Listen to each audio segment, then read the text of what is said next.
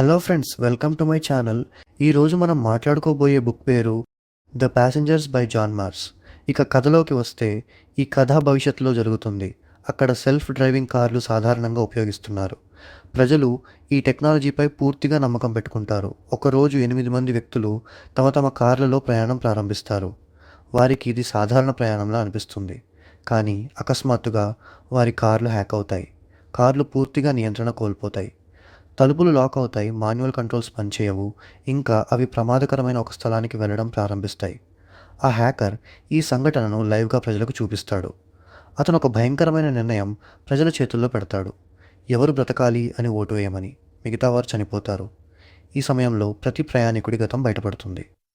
వాళ్లలో ఎవ్వరూ పూర్తిగా నిర్దోషులు కాదని తెలుస్తుంది. ప్రతి ఒక్కరి జీవితంలో కొన్ని తప్పులు, రహస్యాలుంటాయి. ఇంకా ఒక ప్రభుత్వ అధికారి లిబ్బీ ఈ పరిస్థితిని ఎదుర్కొంటుంది. ఆమె ఒక ప్యానెల్లో భాగంగా నిర్ణయాలు తీసుకోవాల్సి వస్తుంది. క్రమంగా హ్యాకర్ యొక్క అసలు లక్ష్యం బయటపడుతుంది. అతను కేవలం ప్రయాణికులను లక్ష్యంగా పెట్టలేదు. ఈ టెక్నాలజీపై ఆధారపడే మొత్తం వ్యవస్థను ప్రశ్నించాలనుకుంటున్నాడు. ఈ సిస్టమ్ను సృష్టించిన కంపెనీలలో ఉన్న లోపాలు, అవినీతి మరియు బాధ్యత లేకపోవడం బయటపడాలని అతని ఉద్దేశ్యం. సమయం తగ్గుతుండగా కార్లలో ఉన్నవాళ్ళు బతకడానికి ప్రయత్నిస్తారు. భయం, ఆందోళన పెరుగుతుంది. చివరికి హ్యాకర్ ఎవరో, ఎందుకు ఇలా చేశాడో తెలుస్తుంది.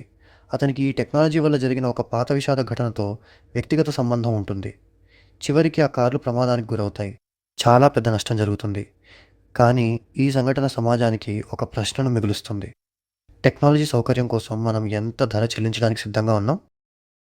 ఇలాంటి మరిన్ని వీడియోస్ కోసం మన ఛానల్ని సబ్స్క్రైబ్ చేసుకోండి. మళ్ళీ వచ్చే వీడియోలో ఇంకొక కథ గురించి మాట్లాడుకుందాం.